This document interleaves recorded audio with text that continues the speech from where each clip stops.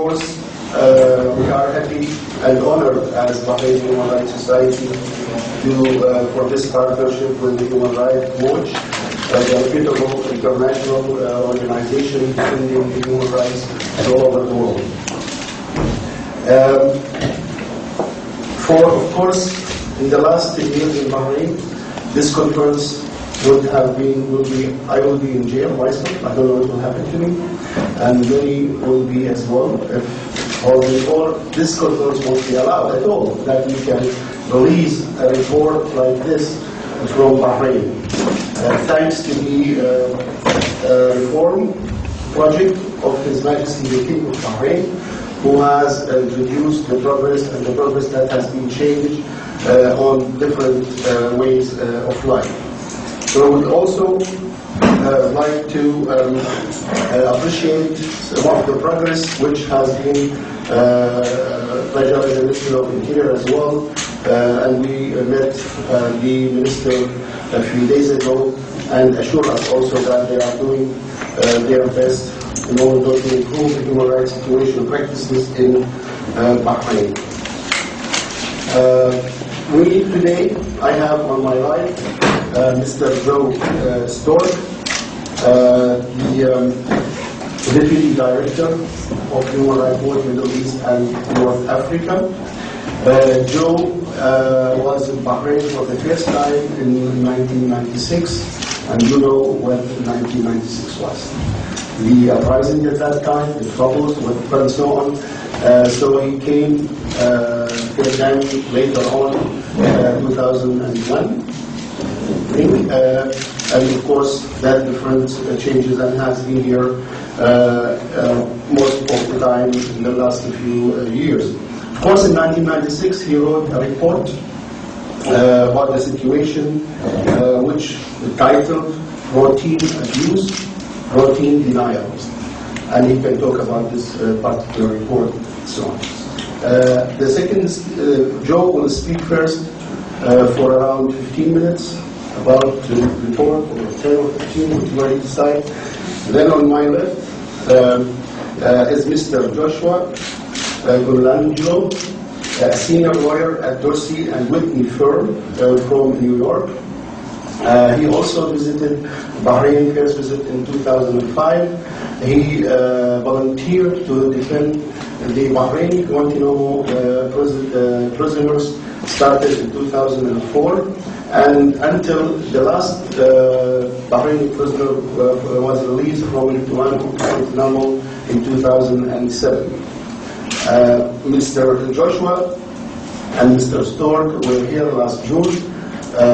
Also, he visited Bahrain last June, was based on the report that you have in your home, and both of them will talk about the report. It's my pleasure now to give the floor to Mr. Stork. Thank you very much, Abdullah. You also say... Can you switch on mic, please? Of course. Yeah. Thank you, Abdullah, and thanks to the Bahrain Human Rights Society for hosting us this morning. I think I share your view that certainly back in 1996 and for quite a few years afterwards, this kind of event would not have been possible. And I think that's certainly a positive sign. I also want to thank, in addition to the Society, I want to thank the Bahrain Center for Human Rights and the Bahrain Youth Human Rights Society, who were a tremendous help to us also in the course of conducting this research and producing this report. And finally, let me thank, before I get into the hard stuff, let me thank on behalf of Human Rights Watch, Sheikh Rashid, Sheikh Khalid from the Justice Ministry, the Attorney General, and the other high officials who took time out of their schedules to meet with us over the past week. We appreciate their concern with this issue, and hope this concern will translate into some real progress on this particular question. We're speaking in English, obviously, and assuming that most of you won't have a problem with that, but if at any point you want something translated, please let us know, and when we do get to the question period, please feel free to ask your question in Arabic, and you know, we'll deal with that. As Abdullah mentioned, I was here first in 1996, and before I came, I had been following, before I joined Human Rights Watch, I had been the editor of a magazine called Middle East Report that covered events in Bahrain, among many other countries in the region.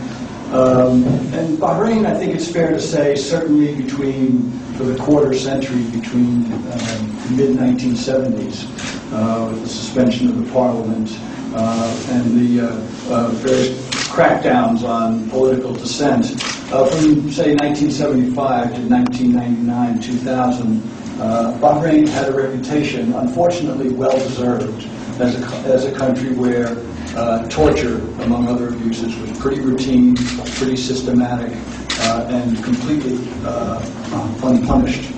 I think it's notable that in the early years of this century, that is, say, after 2000, 2001, after the initiation of the reforms, Bahrain actually showed the world and its own people that it was possible, with the political will to do so, it was possible to end torture.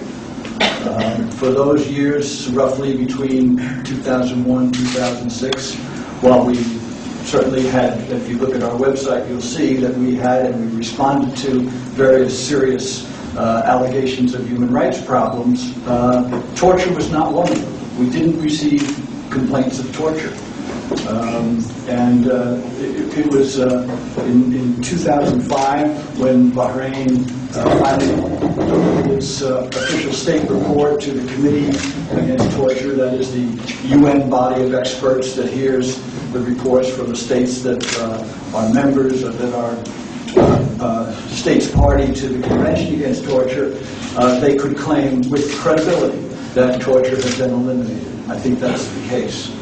So it's been all the more distressing to start getting these reports, starting in mid to late 2007, especially, allegations from detainees or via their lawyers or their families that they were being subjected to some pretty serious mistreatment in detention.